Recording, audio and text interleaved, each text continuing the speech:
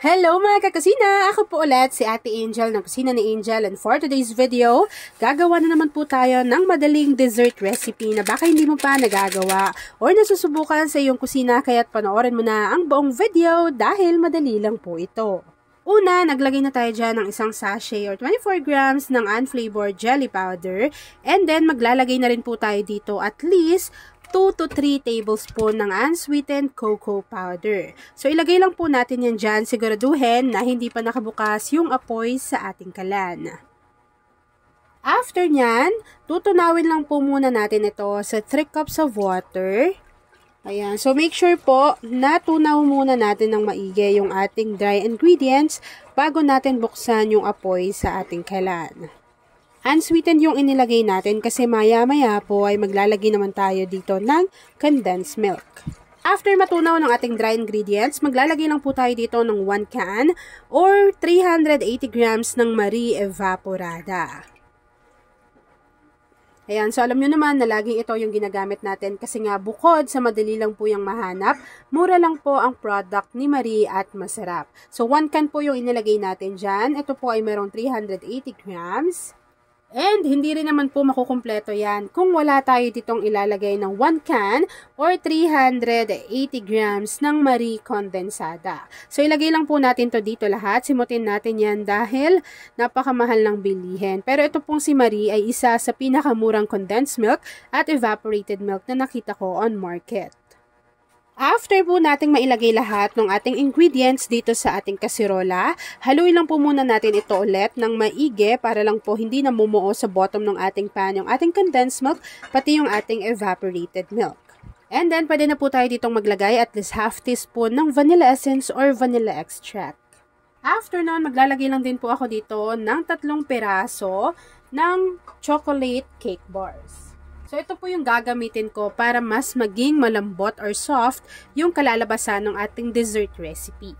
Tapos, kapag nailagay nyo na yan dyan, haluin lang natin to. Kung hindi nyo na, pwede nyo naman yung durugin, kaya lang ako kasi madudurog na yan siya kapag binuksan na po natin yung apoy sa ating kalan. Kapag nahalo na natin yan ng maigi, pwede na nating buksan yung apoy sa ating kalan at lulutuin lang po natin ito over medium to low heat hanggang sa makita po rin natin na kumukulo na yung ating mixture. So habang niluluto natin to at hinihintay po natin na kumulo yung ating mixture, please don't forget to like and follow yung ating Facebook page, Kusina ni Angel. Kung meron din kayong Instagram, paki-follow na rin po ako doon, Kusina ni Angel. At kung gusto mong matuto pa ng iba pang mga recipes o kaya naman gusto mong mag-share ng mga niluluto mo everyday, pwede kang sumali sa ating Facebook group. Andyan lang po yan sa ating Facebook page. And yes mga kakusina, kung isa ka din pala sa dessert lover or chocolate lover, pwede ka mag-comment sa ating comment box section ng Hi Angel at ilagay mo na rin kung taga saan ka nanonood. Maaari bang malaman ko kung feel mo nang sabihin sana'y sabihin na ito, request ng puso ko'y ikaw. Kung tameme ka chong ako nang malilikaw. At ayun na mga kakasina, kapag kumukulo na po yung ating mixture, pwede na po nating i-off yung apoy sa ating kalan at i-transfer na po natin ito sa ating lagayan dahil mabilis lang po itong mag-set or mag-firm.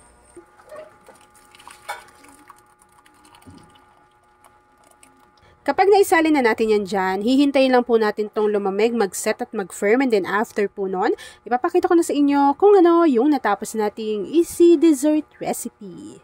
At ayun na nga mga kakasina, once na nag-set na or nag-firm na yung ating dessert, and nakikita nyo po na kusa na siyang natatanggal dyan sa ating lagayan, pwede na po natin itong i-transfer sa ating plato, tapos pwede na po natin yang i-enjoy.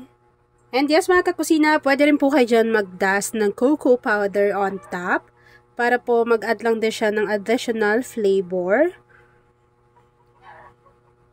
At ayan na nga mga kakusina, once na nag-set na or nag-firm na yung ating dessert recipe, pwede na po natin tong i-enjoy.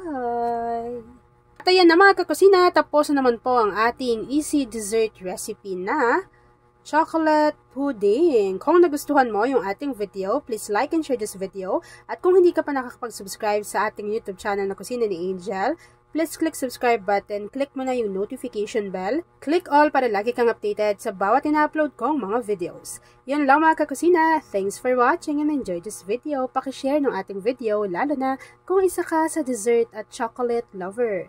Tignan nyo naman kung gaano yan ka-jiggly and super soft talaga.